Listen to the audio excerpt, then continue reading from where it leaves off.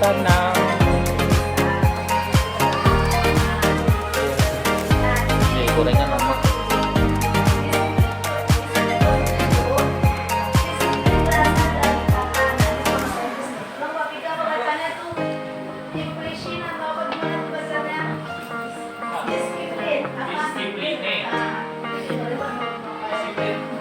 Yang artinya belajar, disiplin mengacu pada disiplin diri yang memiliki tanggung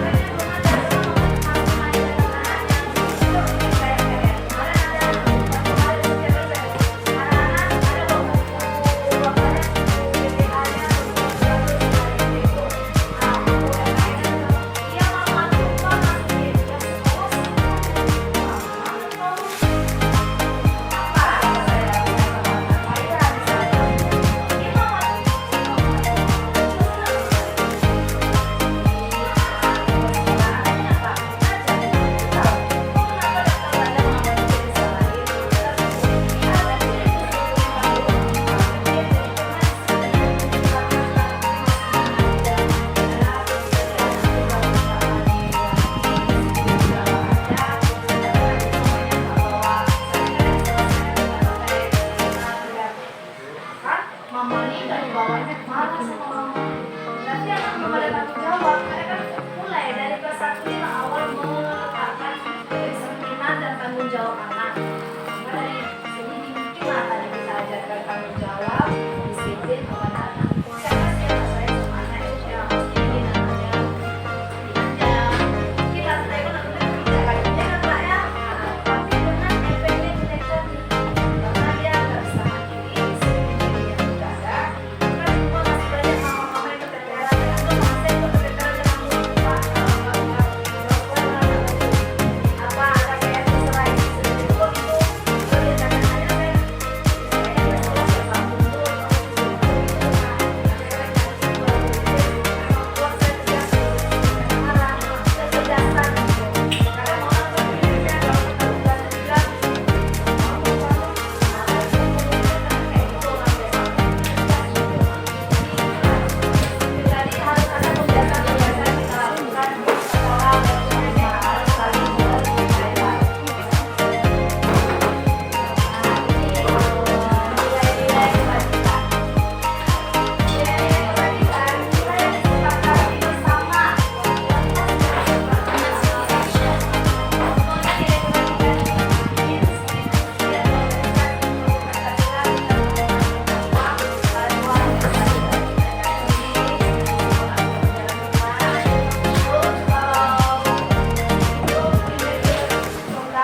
toleransi, rasa hormat, integritas, mandiri, menghargai, antusias, empati, keikutsertaan, kreativitas, kerjasama, berjanji, dan kepercayaan.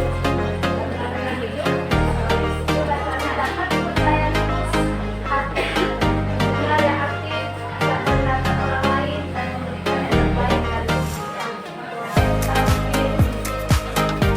Yang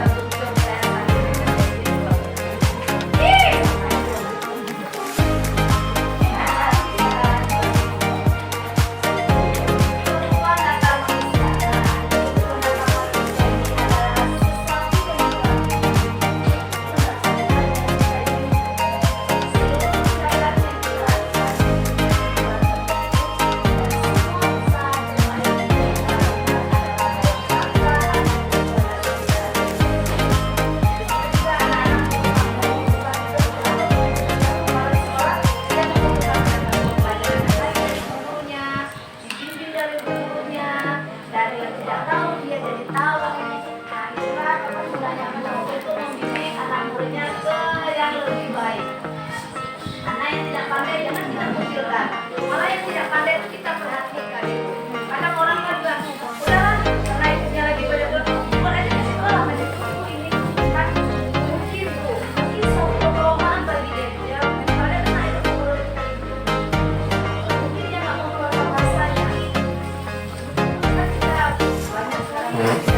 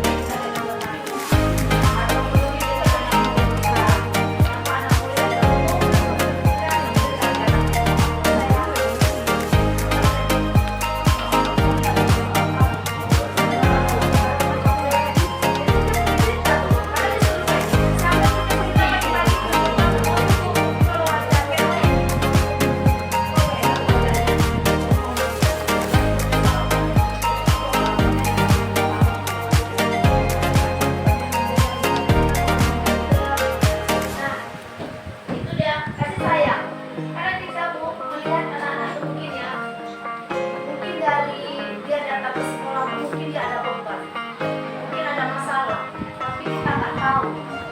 Nah, maka itu kita di sini sekolah memberikan kasih sayang, memberikan perhatian. Jadi, maaf ya bukannya saya dikasih ada gambar 4 yang berbeda, satu berpelukan, satu tos, satu ini satu hijau, naik kaki. Jadi kebanyakan anak itu beban banyak yang peluk. Jadi saya ada yang kira kasih sayang dari orang tua atau ya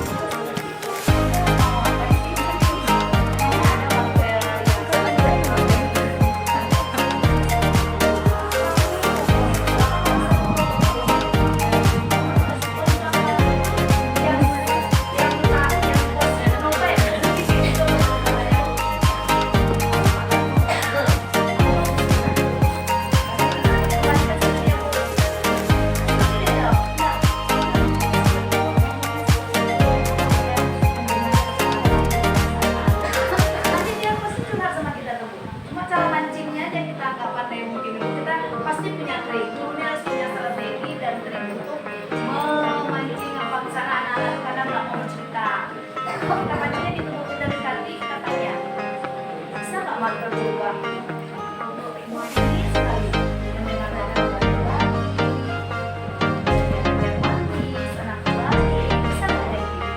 Pasti dia nanya, anak manis itu apa bu? Kalau orang paling dia ada tingkat tinggi lah. Kalau anak TK bisa dengan kata manis, karena dia nanti oh ya bu, karena usia beda-beda jadi memberikan anak sesuai dengan usia marker. Hanya mungkin dia ada di lingkungan seperti itu atau dia kurang perhatian, misalnya dia minta perhatian dari gurunya atau dia minta perhatian dari teman-temannya, maka dia over di dalam kelas itu. Seakan-akan dia seperti itu. Dengan cara memperhatikan dia mungkin kotor, dia mungkin dengan anak, jadi dia minta perhatian seperti itu. Dia minta perhatian. Kemudian mendekati dan menanyakan apa yang sampai buat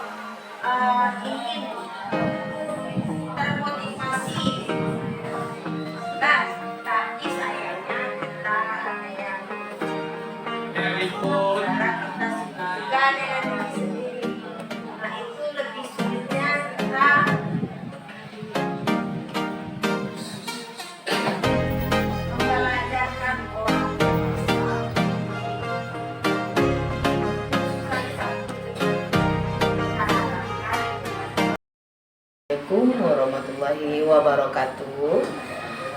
Selamat siang saya ucapkan kepada ibu-ibu dan bapak-bapak tim guru SD Negeri 24 yang telah menyediakan waktunya, meluangkan waktunya untuk diskusi saya yang berjudul Diseminasi Budaya Positif.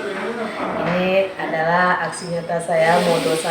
Saya adalah angkatan 11 dari Kota Padang. Saya akan mendiseminasikan aksi nyata saya tentang budaya positif. Apakah yang budaya positif itu? Mungkin Bapak, Ibu, dan tim guru semuanya sudah tahu apa itu budaya positif itu. Karena budaya positif ini tidak di mana-mana, semuanya ada, baik di sekolah maupun di rumah maupun di lingkungan manapun. Tanpa tidak ada budaya positif ini, mungkin tak apa yang akan terjadi di secara luasnya ya ibu-ibu, bapak-bapak, di masyarakat kita atau di rakyat kita sekarang sedang terjadi sebagaimananya ya ibu-ibu ya. Nah maka itu kita dari garis kecil, lingkungan kecil aja dulu, di sekolah kita saja kita dulu. Bagaimana kita menerapkan budaya positif itu kepada anak didik kita. Budaya positif di sekolah sangatlah penting untuk mengembangkan peserta didik yang memiliki karakter yang kuat dan berakhlak mulia sesuai dengan profil pelajar Pancasila kita.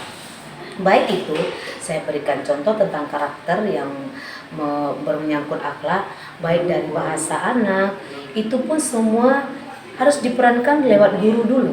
Kita dulu yang memudayakan bahasa yang baik, tutur bahasa yang baik. Yang budaya positif itu kita dulu, karena guru ini adalah sebagai model, sebagaimana Ki Haji Dewantara mengatakan, guru adalah perannya sangat penting untuk anak didik kita.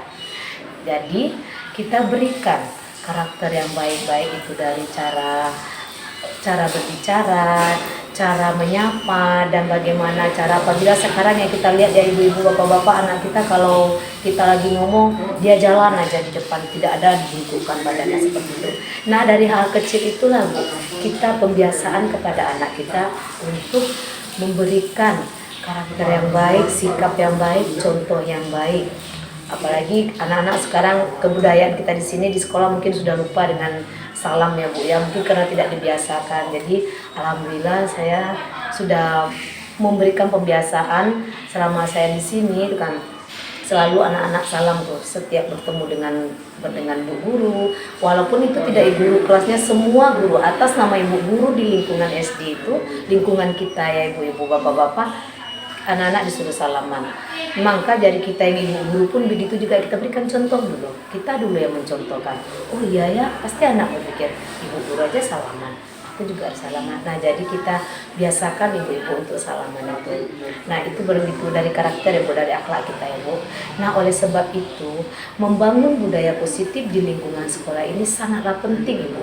Dengan syarat sekolah perlu menyediakan lingkungan yang positif, aman, nyaman, dan menyenangkan bagi peserta didik kita, mampu berpikir, bertindak, dan menciptakan secara merdeka, mandiri, dan bertanggung jawab. Ini perlu ibu-ibu dan bapak-bapak tim guru semuanya.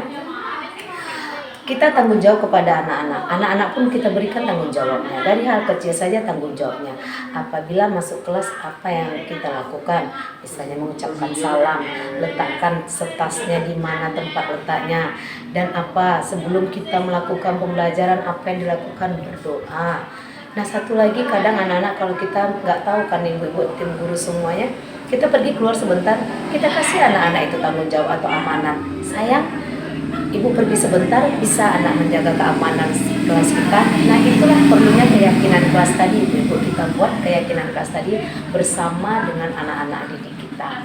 Keyakinan kelas tadi itu hasil diskusi kita dengan anak-anak, ibu-ibu dan bapak-bapak, dan dengan keyakinan kelas yang saya buat tadi, Ibu, yang kita buat tadi kan Ibu melihat tadi slide saya tadi. Keyakinan kelas itu kami buat dengan anak-anak murid itu, Bu, apa yang dia inginkan. Dia bilang, Bu jujur dah, saya mencatatkan karena anak saya kelas 1, saya catatkan di papan tulis setelah terciptalah 6 buah keyakinan kelas yang akan kita lakukan kita sepakati di dalam kelas. Nah, dengan itu anak-anak saya suruh menulis. Nah, kan Ibu nampak tadi slide saya. Nah, keyakinan itulah tadi Bu kita ciptakan agar anak-anak bertanggung jawab di dalam kelas. Dan keyakinan kelas itu Bu, jangan kita baca sekali itu aja Bu. Sering jadi anak terkonsep, oh ya keyakinan kelas saya begini, nggak boleh jalan di kelas, nggak boleh bersuara kecil, oh, setiap mau keluar minta izin dulu. Nah itu kita sepakati Bu. Nah itu kita jalani bersama-sama dan penuh dan kita berikan tanggung jawab kepada anak-anak didik kita. Bagaimana budaya positif yang sudah ada di sekolah dan bagaimana seorang guru menumbuh kembang budaya positif dalam mewujudkan karakter profil pelajar Pancasila dan bagaimana menerapkan disiplin restitusi di posisi manajer. Posisi manajer ini ya Ibu ya. Kita sekarang Ibu-ibu, mungkin bukan enggak saya, enggak Ibu. Kita mungkin ada secara spontan mungkin melakukan budaya menghukum. Sebetulnya budaya penghukuman kita tidak kalau dapat ditiadakan tadi Ibu-ibu ya, bukannya bagaimana, bukan karena Ibu-ibu menghukum itu tidak bagus. Kita tahu ya Ibu-ibu. Mungkin kita nggak tahu apa yang dirasakan anak sebelum berangkat ke sekolah. Mungkin dia sudah ada beban, entah dia belum ada, mungkin ada belum sarapan, mungkin udah kena marah sama mamanya. Sampai di sekolah dia begitu juga, tuh kan. Dia udah dihukum, kok terlambat berdiri sini, kok dapat hukumannya yang positif, yang baik lah Ibu-ibu. Jadi hukuman yang seperti kamu sana, oh berdiri dulu lah. Keluarkanlah bahasa yang seperti itu. Lebih baik kita sebagai manajer, guru sebagai manajer tadi Bu, membimbing, mengarahkan, atau kita tanya, mengapa terlambat sayang? Kan anak menyampaikan alasannya Bu. Sudah anak terlambat, kita mau wajah kita asam pula. Jadi anak itu Bu, udah punya rasa takut, mentalnya pun udah pasti Ibu udah marah, pasti gitu kan Bu, reaksi anak-anak atau mimik wajah anak-anak kita kan.